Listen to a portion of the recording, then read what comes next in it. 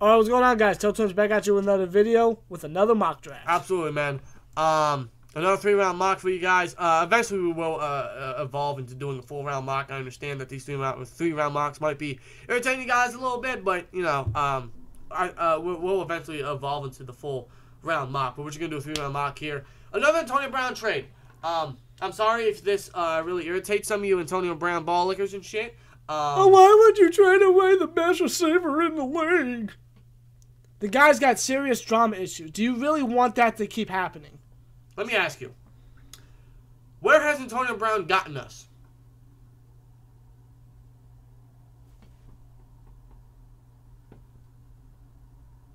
Still waiting. Has he won us the Super Bowl?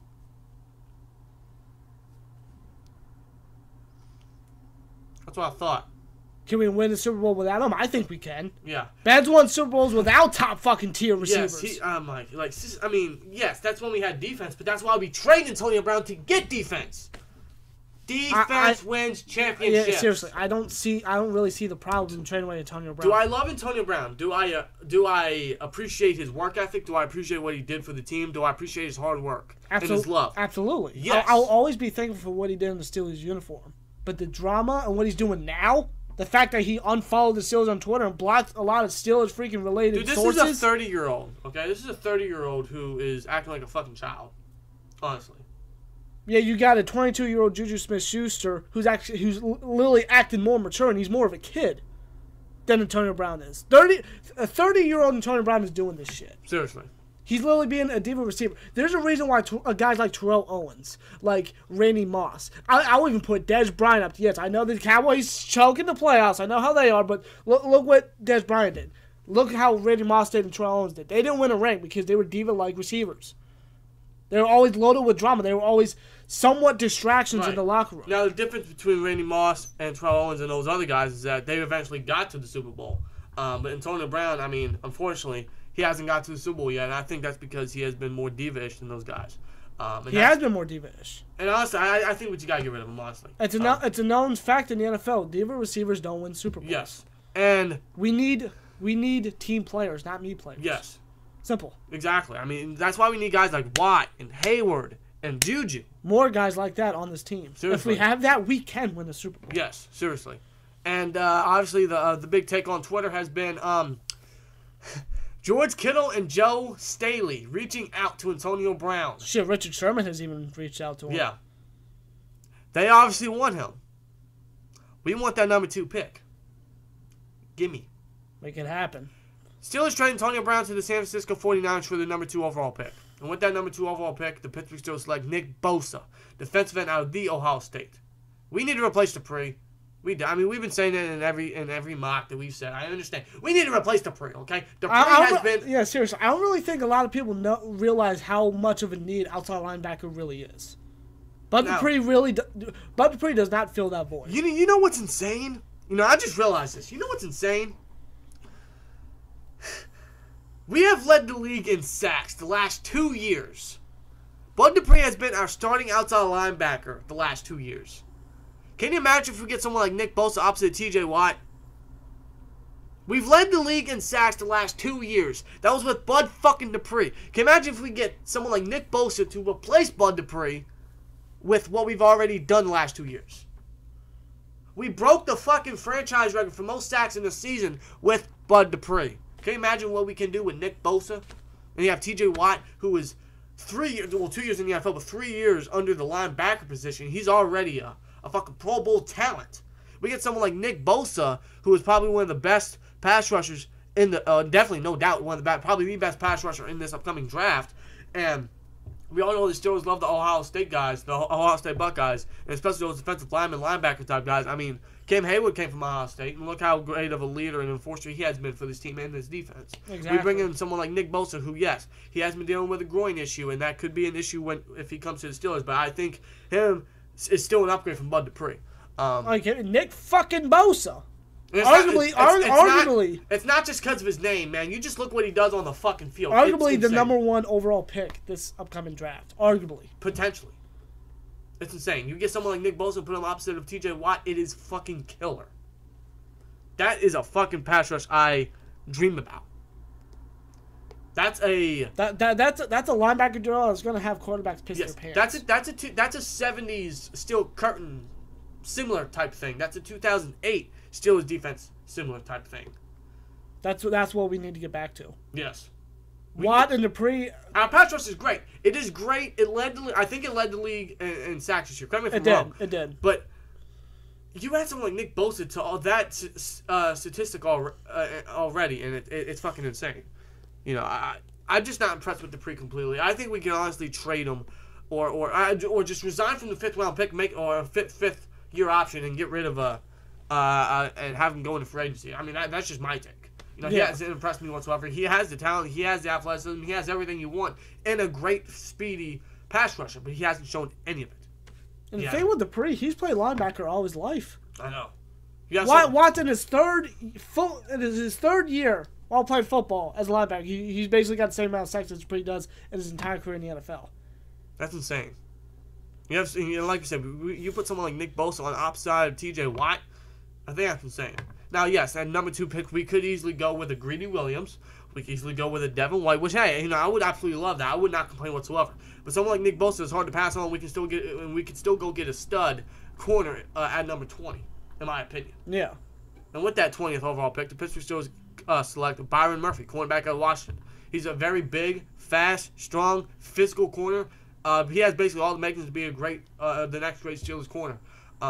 We all know the Steelers love them aggressive corners. This guy can hit. Like you said, he kind of reminds me a little bit of a much more mature Marcus Peters. Yeah. He can pick off the ball. He is fast. He has the height, tackling ability. He is aggressive as all hell. He can deflect the pass. His passive defense, his PBUs are insane. You know, I think this guy just has all the making to be the next great corner for the Steelers, man. And if he's there at number 20, I think he'd be I think it's a no-brainer. And we need to fix that cornerback position completely. We obviously know Artie Burns is a bust. Kai Sensabaugh, yeah, exactly. Really. You have Joe Hayden still 1 year left in his contract. You sign Mike Hilton. You bring in Byron Murphy, who can be a day one starter, someone who is fast, tall, aggressive, pick off the ball. We need some ball hawks. That is one thing that we absolutely lack on this defense is picking off the ball, forcing turnovers. We haven't had a great ball hawk or a great player that can turn over the ball or that can force turnovers since, honestly, Troy Polamalu. Yeah. I'm not saying this guy's the next Troy Polamalu. There will never be another next Troy Polamalu. That number 43 will forever be retired or unofficially retired. I think we should just retire it along with Ernie Stallner and Joe Green. But, you know, this guy is someone that can force turnovers and pick off the ball. And it could be a great ball hawking corner that we haven't had in a while, honestly. Yeah, that we desperately need. A guy that can really, really change this defense a lot. And would just be the final puzzle for the secondary and for this defense completely, if you ask me. Well, so I think Byron Murphy with the number 20 pick, and then you get Nick Bosa to just fix that or complete that front seven. I mean, I think that's just a great defense. Only issue is now this video was made on the 11th of January of 2019. So who knows? Maybe he would have been fired at the time. But let's say he's not. Why the fuck isn't Keith Butler fired? That would be the only issue. If we were to go get those two guys and Keith Butler still has a job, that would be the only issue. Yeah. Why is he not fired? Fired a dude. You go give it to Joey Porter. Fine, cool. You're James Saxon. Why? You consider those guys priorities to get rid of, but they had a productive meeting. Him and Mike Tomlin had a productive meeting. What about Keith Butler is productive? This motherfucker didn't know that Tyler Eifert was out the last game of the year. Oh my God, it is productive. I don't know why we're going on this rant when this is a mock draft, but Jesus Christ, man. Butler's got to go, but Byron Murphy and Nick Bosa can easily change the defense. And another guy that can change the defense with the 52nd overall pick, we select Khalil Hodge, inside linebacker out of Buffalo. Yeah, we obviously inside linebacker. Khalil Hodge is a tackling machine. Over 400 tackles in 3 years. Yeah, and that's one thing that we lack on this defense completely. It has been for years. Is tackling. This is another guy that can cause some turnovers. Yes. If Keith Butler wants to put linebackers on receivers, I'm fine with this guy. Yes, the guy's got speed. The guy's got height. He is fast. He's tall. He's physical. The guy's got covering ability. He can break up passes. He can stop the run. He is a phenomenal tackler. Like we said, we also think he is the Darius Leonard of this year's draft. He is very underrated. He is a big sleeper guy, and I think someone that can step in and rotate with Bostic and be a great star for this defense, honestly. And the great thing about this mock is that we're going defense, defense, defense the first 3 picks of the draft. And I think that's three needed positions. Yeah, and I think that's just self-explanatory with what we need. Defense, defense, defense, defense. We get someone to replace Dupree, Nick Bosa. We get a corner that we desperately need, Byron Murphy. We get an outside linebacker who can tackle, who can stop the run, silent sideline speed, and can cover. Khalil Hodge. There you go. I think that's perfect. There you go. And with the 83rd overall pick, you got to tell by the Title. By the title, yeah. This is a 3-round mock. So with the 83rd overall pick, the 3rd round pick, the Pittsburgh Steelers select Anthony Johnson, wide receiver out of Buffalo. This is another underrated talent. This is another guy that many people are not talking about, in my opinion. This guy is tall. He is quick. His hands are very strong, reliable.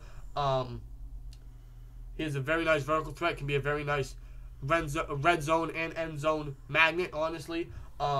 And Ben loves those tall receivers. I think he would be the nice, great tall receiver that Ben really had, or a reliable tall receiver that Ben really hasn't had since. I don't even know. I would put Martavis Bryant up there, but he wasn't really too reliable enough, in my opinion. Yeah, really. I think the really last tall, reliable guy was probably I can't even remember. So you bring in someone like Anthony Johnson, who's tall and reliable and very talented, with Ben's last years, and then you have Rudolph marinating under Ben, and then that will leave Anthony Johnson marinated enough to step into his own opposite of Juju, and then you have Rudolph come in. I mean, I think everything's just set. Yeah. And then you get those players to fix up the defense. I mean, shit. It's like the perfect mock. Back to Anthony Johnson, you know how the Steelers love to develop our receivers. You know how they love those versatile guys that can play in the slot and outside. Absolutely. Imagine that shit. Just mock draft alone. Imagine this shit. Seriously. It is a dream fucking mock draft. It probably won't happen, but it's not out the realm of possibility. Completely. And I know that it's 2 straight Buffalo guys and everything, but I mean, we selected Rudolph and Washington back to back. We selected Dobbs and Sutton, who both went to Tennessee. Tennessee, yeah. Now, this is not a trend. I don't think this is a common thing with the Steelers, but it's happened the last 2 years. I wouldn't be surprised whatsoever. And Khalil Hodge and Anthony Johnson are arguably 2 of the best guys at Buffalo. So. On either side of the ball. So yeah, really. Either way, the way I see it, I think this is Anthony Johnson would be a great fit for this offense. Someone who can marinate, step in, be a nice replacement for Antonio Brown, and just be a nice, tall, reliable receiver. And him and Juju together and James Washington in the slot, that's a nice matchup if you ask me. And then maybe when we have Brian Switzer as the backup, maybe we resign Eli Rogers. That's a nice receiver core if you ask me. Hell yeah. That is very fucking nice if you ask me. So, anyway, guys, that's the 3-round mock. Let us know what you guys think in comments below. I'll be back with another mock soon, so I'll see you then. Like, comment, subscribe. We'll see you later. Peace!